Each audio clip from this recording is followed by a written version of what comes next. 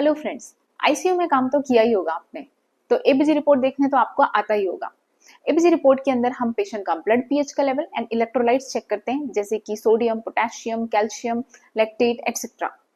तो अगर आप आईसीयू में काम कर रहे हो, आपने सडनली किसी पेशेंट का एबीजी रिपोर्ट देखा और इस एबीजी रिपोर्ट के अंदर अगर पोटेशियम का लेवल इंक्रीज है, जिसको हम बोलते हैं हाइपरकैलेमिया, तब आप उस पेशेंट के लिए क्या मैनेजमेंट करोगे, आज हम यही डिस्कस करने वाले हैं। अगर किसी पेशेंट के अंदर 5.2 मिली इक्विवेलेंट पर लीटर से ज्यादा है, दैट इंडिकेट कि उस पेशेंट के अंदर क्या है, हाइपरकैलेमिया। हाइपरकैलेमिया के ट्रीटमेंट के लिए 4 ट्रीटमेंट मोडालिटीज मैं आपको बताऊंगी। First, cell membrane stabilizer. Cell membrane stabilizer हम क्यों यूज कर रहे हैं, तो यहाँ पे जो आपका हार्ट है, इस हार्ट की जो मायोकार्डियल लेयर है, मायोकार्डियल की जो सेल्स होती हैं, इस सेल्स के अंदर जो डीपोलराइजेशन और रीपोलराइजेशन का प्रोसेस होता है, उसके लिए इलेक्ट्रोलाइट एसेंशियल है। डीपोलराइजेशन के लिए सोडियम एंड आपका कैल्शियम, और रीपोलराइजेशन के लिए यहाँ पे रिस्पॉन्सिबल है पोटेशियम। तो अगर किसी पर्सन के अंदर पोटेशियम का लेवल इंक्रीज है, तो वहां पे आपको कार्डियक सिम्टम्स देखने को मिल सकता है, जैसे कि अरिथमिया। तो अगर पेशेंट के अंदर अरिथमिया है, तो आपको क्या करना पड़ेगा, पेशेंट के अंदर सेल मेम्ब्रेन स्टेबलाइजर मेडिसिन देना पड़ेगा।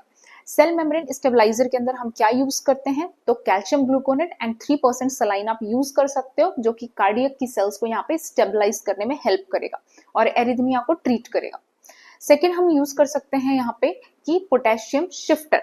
पोटेशियम को क्या करना है, शिफ्ट करना है, क्योंकि पोटेशियम जो है वो इंट्रासेल्युलर आयन है, जो कि ब्लड में आ चुका है। आपको ब्लड से वापस उसको शिफ्ट करवाना है, कहाँ, सेल के अंदर। तो उसके लिए हम यूज करते हैं पोटेशियम शिफ्टर। पोटेशियम शिफ्टर के अंदर हम यूज करेंगे इंसुलिन प्लस डेक्सट्रोज। कौन सा इंसुलिन, तो short acting insulin regular use करना है, किसके साथ, डेक्सट्रोज के साथ में। क्यों डेक्सट्रोज के साथ में यूज कर रहे हैं हम, क्योंकि यहाँ पे पर्सन को आपने इंसुलिन दिया, तो हो सकता है कि वहां पे पेशेंट जो है वो हाइपोग्लाइसीमिया में चला जाए। हाइपोग्लाइसीमिया को प्रिवेंट करने के लिए हम क्या कर रहे हैं, यहाँ पे इंसुलिन प्लस डेक्सट्रोज जो है पेशेंट को प्रोवाइड कर रहे हैं। फिर आपका नेक्स्ट आता है beta adrenergic agonist. Beta adrenergic agonist भी क्या करता है, ये पोटेशियम को ब्लड से निकाल के वापस सेल के अंदर शिफ्ट करने में हेल्प करता है। तो आप बीटा एड्रेनर्जिक एगोनिस्ट यूज कर सकते हैं, जिसके अंदर हम यूज करते हैं सैल्बुटामॉल। सैल्बुटामॉल का नेबुलाइजेशन आप पेशेंट को दे सकते हो, जो कि पोटेशियम को शिफ्ट करेगा। थर्ड जो है हम यूज करते हैं यहाँ पे कि आपको एक्सक्रीट आउट करना है, पोटेशियम को बॉडी से एक्सक्रीट आउट करना है, चाहे आप यूरिन के थ्रू करो या तो फिर आप फीसेस के थ्रू करो।